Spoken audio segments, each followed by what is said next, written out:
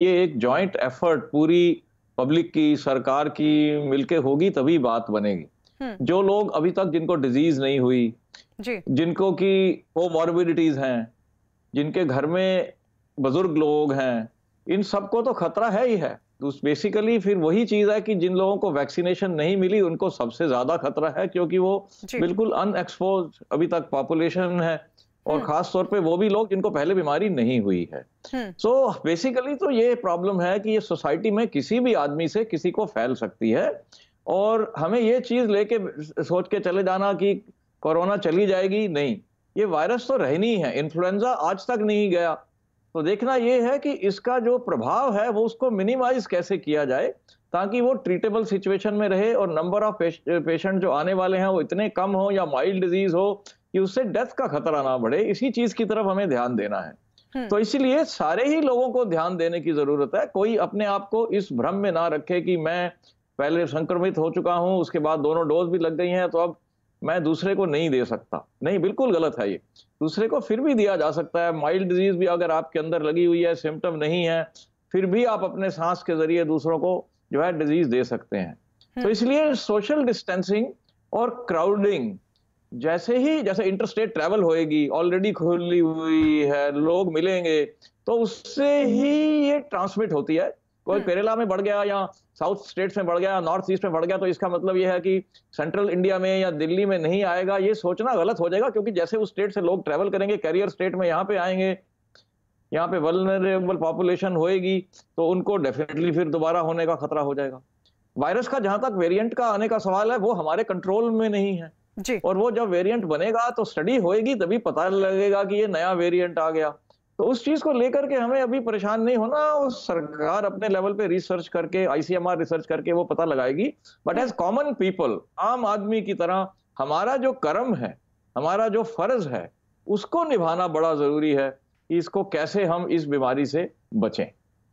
Doctor D के गर्ग, पहले ये कहा गया कि जब थर्ड वेव आएगी तो बच्चों को सबसे ज्यादा खतरा होगा, क्योंकि उनकी वैक्सीन भी नहीं आई है। लेकिन सीरो सर्वे की रिपोर्ट ये कह रही है कि बच्चे भी संक्रमित हुए हैं, उनमें भी एंटीबॉडीज मिली हैं। तो अब क्या कोई नई स्टडी सर आई है? क्योंकि हम लोग तो आप ही लोगों से समझकर दर्शकों को बताते हैं, कोई नई स्टडी आई है कि थर्ड वेव में किन लोगों पर खतरा होगा और बच्चे क्या सुरक्षित हैं या फिर नहीं? डॉक्टर डी के गर्ग।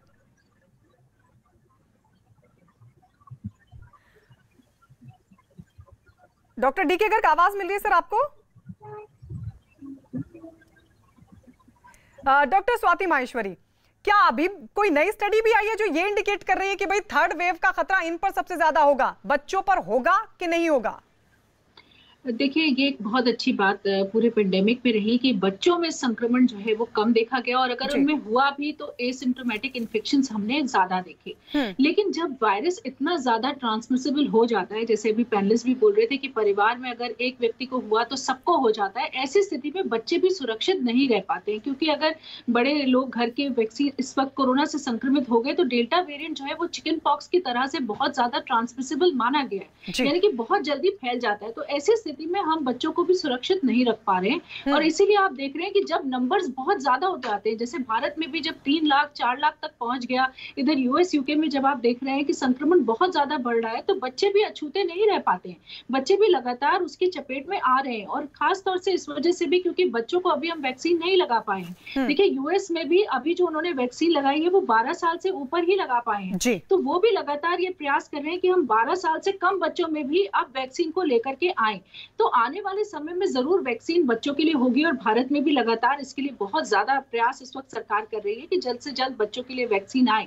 लेकिन एक रिस्क बच्चों के लिए जरूर रहेगा, क्योंकि जब आपके आसपास के लोग प्रभावित होते हैं, आपके परिवार के लोग प्रभावित होते हैं, तो बच्चे भी स्वाभाविक तौर से उसकी चपेट में आते हैं, चाहे वो स्कूल जा रहे हैं, चाहे वो घर के अंदर है। तो जहां भी उनके संपर्क में ऐसा कोई व्यक्ति आता है तो संभावनाएं बहुत ज्यादा बढ़ जाती है, और इसीलिए बहुत ज्यादा सचेत रहने की जरूरत है। और इसीलिए आज अगर हम अपने बच्चों को लेकर के मॉल जा रहे हैं, शादी ब्याह में जा रहे हैं, घूमने जा रहे हैं, तो ये सब एक्टिविटीज हमें रोकनी बहुत ज्यादा जरूरी है, क्योंकि हम जितना ज्यादा ये करेंगे उतना ज्यादा बच्चों के स्कूल खुलने में और ज्यादा डिले होगा, और बच्चों की एजुकेशन और मानसिक तौर से बच्चे और ज्यादा प्रभावित होंगे। तो अगर हम ये चाहते हैं कि हम जल्द से जल्द नॉर्मल जाएं, तो हमें खुद प्रयास करने होंगे। आज हमें कंस्ट्रेन करना होगा। डॉक्टर डी के गर्ग, क्या अब मेरी आवाज सर आप तक पहुंच पा रही है? तो मैं ये पूछ रही, क्योंकि बहुत अच्छी बात डॉक्टर स्वाति माहेश्वरी ने कही कि स्कूल, जो बच्चे स्कूल जा रहे हैं वहां पर भी देखना होगा, लेकिन अब तो हम, क्योंकि बच्चों पर भी एक रिस्क तो है ही, लेकिन सरकारें तो अब, प्रशासन तो अब स्कूल यूनिवर्सिटीज खोलने पर विचार कर रहा है।